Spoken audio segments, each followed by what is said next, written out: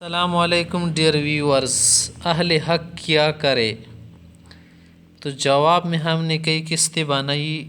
قسط نمبر 9 میں ہے کہ اہل حق کے لیے کرنے کا جو کام ہے وہ ہم یہاں بتا رہے ہیں۔ جو لوگ چاہتے کہ ہم حق کی مدد کریں تو یہ بات ذہن نشین کر لے کہ کثرت اور قلت سے کسی کو حقیقت نہیں ملتی کہ وہ حق ہے۔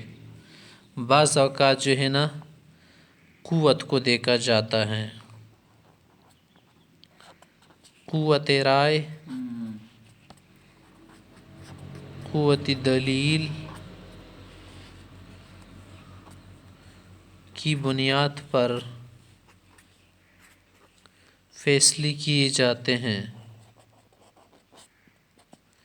بعض اوقات یہ دیکھا جاتا ہے کہ گروپ ایک جماعت ہے، ان کے پاس بہت سارے دلائل ہیں اور دوسری جماعت ان کے پاس اتنی دلیلیں نہیں ہیں، تو آپ کیا کریں گے؟ وہاں پر اکثر کو آپ نہیں دیکھیں گے، کثرت کو، قوت کو دیکھیں گے۔ مثلا ایک جماعت ہے،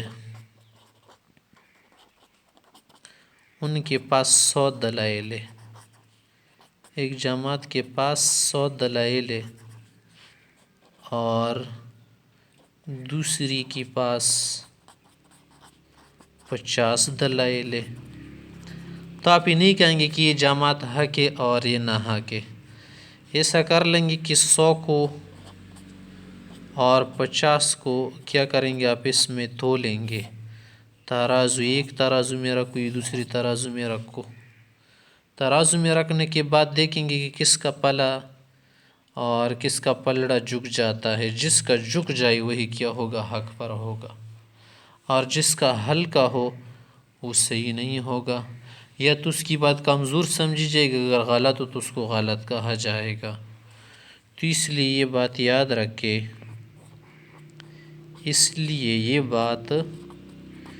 یاد رکھے، کہ قلت اور کثرت پر نہ جائے۔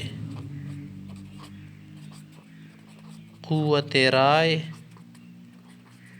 قوت دلیل، قوت فیصلہ